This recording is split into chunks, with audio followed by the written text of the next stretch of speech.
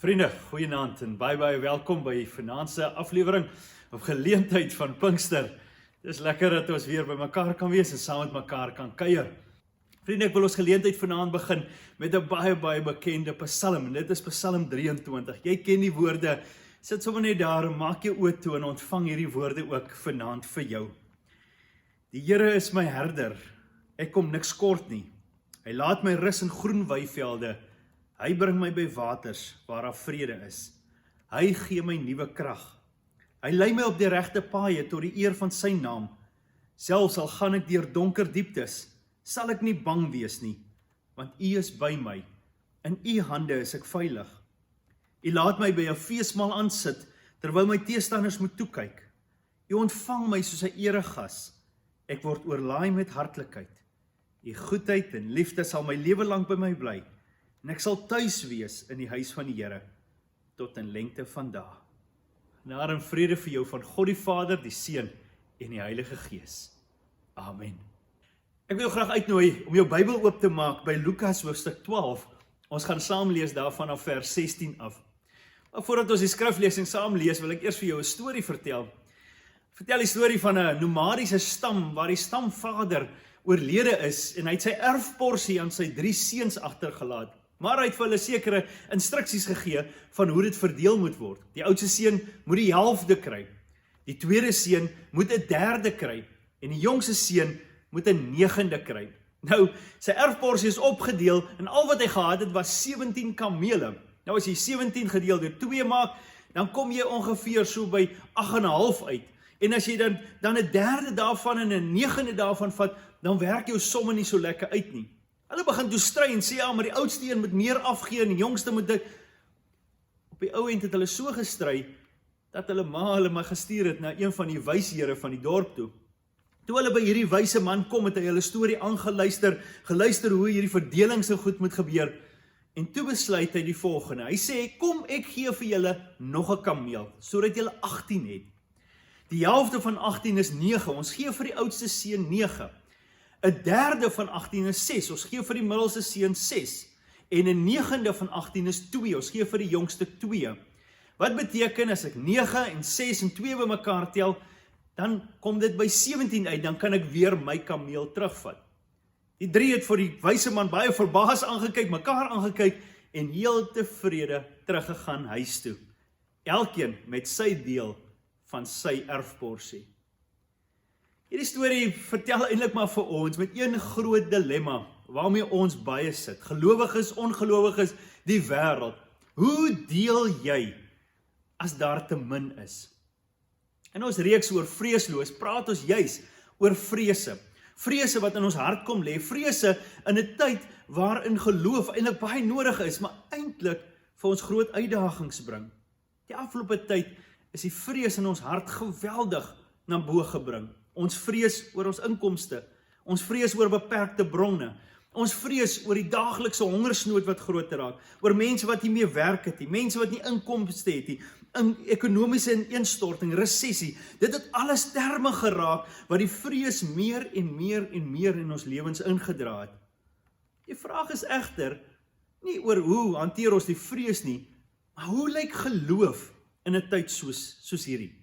Hoe lyk geloof as sulke vrese ons oorneem? En wat sê die evangelie vir ons hieroor? Lukas 12 is 'n lekker storie om saam te lees, en dit gaan oor waar Jesus in 'n skare besig is om mense te leer oor die koninkryk van God. En so terwyl hy met mense praat, en terwyl hy met hulle oor al die goed van die koninkryk praat, onderbreek 'n man hom. En hy verwag van Jesus om as 'n regter of 'n deler ook in sy erfporsie op te tree. Nou die gebruik was gewees dat 'n rabbi tree op as delers of as regters van die samelewing. Hulle moes gesorg het dat wet en orde, maar ook regverdigheid sal geskied. In hierdie geval kan ons aflei dat die verdeling eintlik maar gegaan het oor grond, familiegrond. Moontlik wat al meer as 1000 jaar in hulle familie se bestaan is, kom die jong man, die jongste van die familie, en hy versoek die rabbi om reg en regverdigheid te laat geskied. Nou, eerstens is dit 'n baie vreemde versoek, bloot omdat dit die jongste is, want natuurlik sou dit die oudste gewees het wat kan besluit wat is sy erfporsie. Maar tweedens ook, in die samelewing van Israel was daar net baie ryk mense en baie arm mense gewees. So grond was 'n baie belangrike deel gewees. Tweedens ook, as grond verdeel word, het dit op die ou end 'n kommoditeit geraak waarop mense nie kon oorleef nie, en daarom eintlik hulle maar armer gemaak het. Die verstommende ook van hierdie verhaal is, as jy dit mooi lees, kom die jongste seun en hy versoek Jesus om die grond gelykverdig te verdeel tussen hom en sy oudste broer. Maar Jesus voldoen nie sy versoek nie. Hy beantwoord nie sy versoek nie. Hy staan nie sy versoek toe nie. Daar's 'n baie goeie rede hoekom Jesus dit doen. Want Jesus weet, onderliggend van hierdie jongste seun se vraag, lê daar 'n diep vrees. Die vrees, ek gaan nie genoeg hê nie. Die vrees, hier is nie genoeg nie. En om hierdie jongste seun te help, en om die skare wat om Jesus te help, vertel hy 'n gelykenis. Hy vertel vir hulle 'n storie om sy punt duidelik te maak. En dit is wat ons in Lukas 12 kry. Lees saam met my vanaf vers 16. Toe vertel hy hulle 'n gelykenis. 'n Ryk man se grond het goed gedra. Hy het toe by homself gedink, wat moet ek doen? Ek het nie plek waar ek my oes kan opgaar nie. Toe besluit hy, dit sal ek doen. Ek sal my skure afbreek en groter bou. Daarin sal ek al my graan en my ander goed opgaar. Dan sal ek vir myself sê, mens, jy het baie goed wat weggesit is vir baie jare. Hou op met werk, eet, drink en leef lekker. Maar God het vir hom gesê, jou dwaas, vannag nog sal jou lewe van jou opgeëis word. En wie kry dan alles wat jy bymekaar gemaak het? So gaan dit met hom wat vir homself skatte vergader en nie ryk is by God nie. Met die eerste oogopslag sal ons na hierdie verhaal luister en vir mekaar sê, maar wat is fout hiermee? Hierdie is 'n goeie besigheidsman. Hierdie ou is nie 'n slegte ou nie. Inteendeel, hy is skerp. Hy het goeie besigheid gedoen om op sy ouderdom te kom en al te kan aftree. Wat 'n vooruitsig. Dis dalk 'n ou wat eerlik sy besigheid gedoen het. Dis die tipe ou wat ons graag sal wil volg. Dis die tipe ou wat ons graag in ons samelewing wil hê. 'n Ou wat hard werk, 'n ou wat bo uitkom, 'n ou wat 'n sukses van die lewe maak. As hy moontlik praatjies gehou het, sou ons die banke kon vol sit het. As hy 'n boek verkoop het, sou ons een van die kopieë besit het. Dis die tipe mense wat ons in die lewe nodig het. Ons dink ook dikwels oor ons eie lewe so. Ons wil ook ons eie veiligheid verseker. Ek wil seker dat ek in 'n stewige huis bly met hoë heininge en sekuriteit wat my en my familie kan veilig hou. My versekering moet in plek wees sodat indien daar enigiets gebeur, dat ek enige aanval of iets kan weerstaan. Ek moet pensioen in plek hê sodat daar goed gesorg kan word vir my aftrede en vir my ou dag. Aftreeplanne moet in plek wees en ek moet dan so nou en dan seker wees, daar is dan 'n gereelde vakansie oor see ook. Dis mos nie slegte goed nie. Dis mos nie verkeerde goed nie, dis mos nie sonde nie. Om hard te werk en die sukses daarvan te hê, is mos nie verkeerd nie. Dit is nie. Maar tog, as ons hierdie verhaal lees, dan is Jesus se reaksie dalk nie so positief nie. Inteendeel, hy noem hom 'n dwaas. 'n Dwaas? Ons vrees dan al klaar dat ons nie genoeg het nie.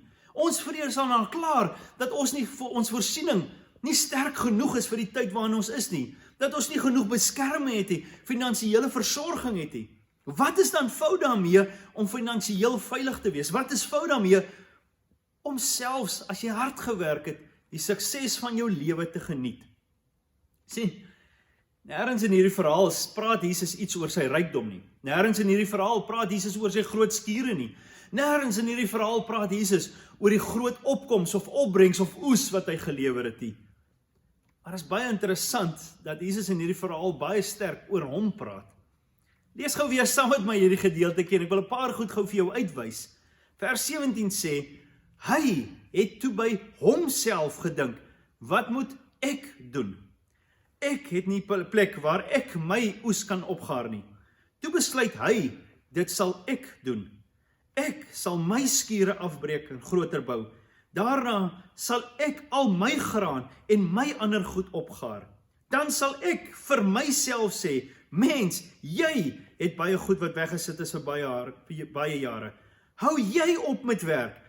Eet jy lekker, drink jy lekker en leef jy lekker. Sien, die probleem is nie dat hy baie goed het nie. Die probleem is ook nie dat hy hard gewerk het nie. Die probleem is ook nie dat sy oes vermenigvuldig het nie. Die probleem is selfs nie eers dat hy groot skure het nie. Die probleem is, hy het in homself vasgekyk. Ek, my, ek, vir myself, net ek. Net die ek is belangrik. En dit is die ek wat suksesvol is. Die ek moet veilig bewaar word. Jesus sê, dit is dwaas. Dit is wat van hom 'n dwaas maak. Sy fokus is op die verkeerde persoon in sy lewe. Sy fokus is op die verkeerde goed in sy lewe. Die vraag wat hy vra is verkeerd. Eerstens het hy gesê, ek kyk na my goed. Tweedens, wat moet ek doen met my goed? Die probleem is nie dat hy nie beplan het nie. Die probleem is ook nie dat hy nie voorsorg geneem het nie. Die probleem is dat hy sy beplanning en sy voorsorg net vir homself wou neem, omdat daar 'n diep onderliggende vrees is, ek gaan nie genoeg hê nie. En daar's 'n baie goeie rede hoekom hy nie genoeg gaan hê nie. Want binne die skuur van ons eie lewe sal ons nooit genoeg hê nie. Ons sal nooit voldoende voorsiening kan maak nie. Want die eie ek kan nooit genoeg hê nie. Maar binne die skure van God, en God se almag en God se koninkryk, is daar altyd 'n enorme stuk oorvloed. Sien, die vraag wat hy eintlik moes gevra het is, Here, sjoe, kyk hierdie enorme seëning wat ek ontvang het, wat wil U hê moet ek doen met dit wat U my gegee het? Om geld te spaar is nie negatief nie. Dis inteendeel baie keer verantwoordelikheid. Om 'n vrees te hê dat jy jou werk kan verloor, of nie jou inkomste het nie, of jou huis kan verloor, of jou mediese onkostes nie kan bekostig nie, of jou aftrede nie te kan bring nie, is nie per se verkeerd nie. Maar sien, as hierdie vrees van onsself afhang, sal hierdie vrees net groter en groter en groter raak. Kyk maar hoe dit geraak het in hierdie afgelope paar weke van COVID-19. Hoe ons vrees eintlik as ware ons in die nagte laat wakker lê. Ons dag en nag net harder laat werk, meer laat spaar, groter huise laat bou, meer mure laat sit, meer sekerheid vir ons wil neersit. Want ons vrees neem op die ouend die beheer van ons lewe oor. Die meeste van ons besighede sukkel op hierdie stadium. Ons almal moet ons lewensstandaard aanpas. Elektrisiteit is duur. Baie van ons sukkel nog om uit die verliese van laas jaar se droogte uit te kom. Ons vrees verhoog dag na dag dat dinge gaan opraak. Kyk maar, eintlik hoe lagwekkend dit was hoe mense toiletpapier ingesamel het vir hulle self, net hier voor COVID. Niemand het geweet hoekom nie. Ons het net gedink ons moet dit hê, want ons was bang. Ons het gevrees dit gaan opraak. As jou fokus op jouself is, sal vrees jou altyd een voorwees.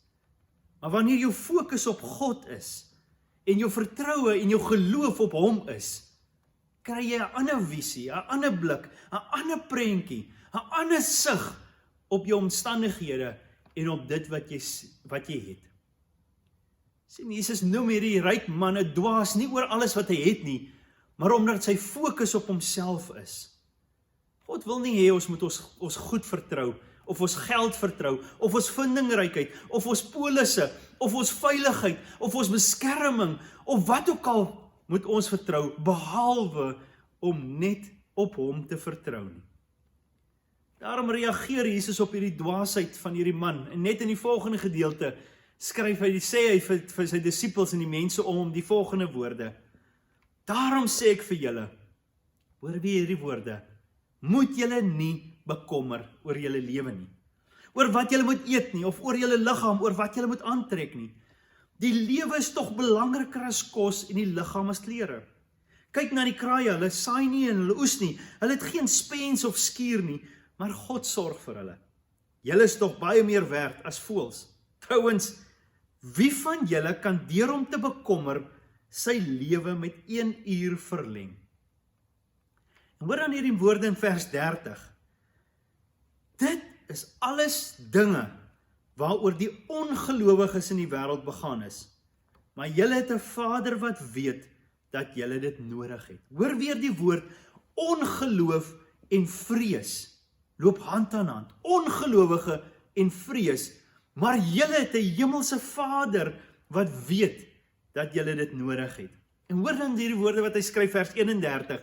Beywer julle vir sy koninkryk, rig jou fokus op God, rig jou fokus op die een wat in beheer is van die lewe. Dan sal hy ook al hierdie dinge vir julle gee. En dan die mooi woorde, moenie bang wees nie, klein kuddietjie, want dit was die wil van julle Vader om aan die koninkryk aan julle te gee. Want dit was die wil van julle Vader om die koninkryk aan julle te gee. Dis die eerste keer wat Jesus hierdie mooi woord gebruik, klein kuddietjie, dis 'n liefdeswoord, dis as ware wat hy wil sê is, ek gee hom vir jou, ek ken jou nood, ek weet jy is bekommerd, ek weet jy is bang, ek weet, as jy na jou state kyk en jou omstandighede kyk, weet ek, dat jy gaan volle einde van hierdie maand, gaan jy nie by alles uitkom nie. Ek weet dit, maar ek wil jou uitnooi om my te vertrou, bring dit na my toe. Bring jou nood na my toe. Sien, en soos Psalm 23 sê, hy is ons herder. Hy is die God van oorvloed. Hy is die een wat ons by groen weivelde laat sit. Hy is die een wat alles wat hy het, met ons deel en vir ons gee. Is God vir jou genoeg? Is dit wat God vir jou gee genoeg? Of wil jy nog God met nog so bietjie by? Ek vertrou God sodat hy my kan hemel toe vat eendag, maar ek vertrou hom nie so baie vir jou op aarde nie. Ek vertrou God sodat hy my gesond moet hou, maar ek vertrou hom nie met my finansies nie. Ek vertrou God dat hy my gesin veilig bewaar, maar ek vertrou hom nie met my besigheid nie. Sien, God gee genoeg. Maar hy deel dit nie noodwendig gelyk op tussen almal nie. Sommige gee hy meer, vir ander gee hy minder. En hy doen dit doelbewus, sodat ons hom kan vertrou, sodat ons dit met mekaar en hulle in nood kan deel. Soms is dit vir ons moeilik, want ons dink, dit wat ek gekry het, het ek voor gewerk. Dis myne. Kyk, dis weer my prestasie, my vindingrykheid. Dan is ek maar eintlik niks anderste as hierdie ryk man in die verhaal, wat skure bou, en alles opgaar, en alles bymekaar maak nie. Mag jy vanaand vra, in jou stilte tyd, Here, wat moet ek doen met wat U my gegee het? Wat wil U hê moet ek daarmee doen? Kerkvader Ambrosius het lang terug opgemerk, te sê hy, die ryk man het die beste skure gehad wat daar ooit was, die monde van die armes om hom. Moeder Teresa het gesê, wanneer 'n arm mens van honger doodgaan, is dit nie omdat God nie vir daardie persoon gesorg het nie. Dis omdat ons nie instrumente in die hande van God was, om vir die arme 'n stukkie brood of klere te gee, toe hulle dit nodig gehad het nie. Mag ek en jy nie ook in hierdie struik val, van hierdie ryk man val nie. Mag ons ook nie vasgeraak word in die eie ek, my, en alles wat ek besit nie. Mag ons bevry word van die vrees van te min hê. En mag ons die geloofsoë en die geloof ontwikkel in ons, om God se genoeg in ons lewe te ervaar. Mag ek en jy vandag en môre in die lig van wat ook al jou omstandighede is, die vrees vir te min een kant toe skuif, en vervang met die vertrou en die geloof, dat ek en jy genoeg in God het. Amen. Kom ons bid saam. Hemelse Vader, dankie dat U 'n God van oorvloed is, 'n God van genoeg is, 'n God wat deurlopend ons harte en ons gedagtes kom vul, met liefde, met beskerming, met bewaring. Here, vanaand moet ek bely, dat ons met so oorvloed goed sit, in ons kaste, in ons huise, in ons garages, in ons stoorkamers, terwyl daar honderde, duisende mense daar buite is, wat elke dag in nood is. Here, ons moet kom bely, dat ons bankrekenings vol geld lê, terwyl daar mense is wat nie kos het nie, wat nie 'n dak oor hulle koppe het nie, wat nie kan skool gaan nie, wat nie kan opleiding kry nie, wat nie die voorregte kan hê wat ons het nie. Here, ons moet kom bely dat ons hierdie goed vir onsself toeëien en dink ons het 'n reg daarop, dat ons dit kan beheer, ons verdien dit want ons het hard gewerk. Ons kan terugsit, eet en drink en vrolik wees. Here, ons kom bely vanaand dat ons dwaas is. Ons bid dat U ons oë en ons ore en ons harte sal oopmaak vir die nood om ons. Dat U ons sal wysheid gee oor hoe ons met ons geld en ons besittings moet omgaan. Here, ons moet kom bely en ons wil kom vra dat U ons sal help, eerstens met ons geld teenoor U. En ook teenoor ons geld teenoor ons naaste. Kom bekeer ons harte, Here. Kom bekeer ons beursies, Here. Kom bekeer ons lewens, Here. Sodat ons net in toewyding en geloof aan U kan leef. In Jesus se naam vra ons dit. Amen. Maar God se genade vanaand saam met jou wees. Jesus Christus se teenwoordigheid by jou wees. En die Heilige Gees se oorvloed elke oomblik om jou wees. Amen.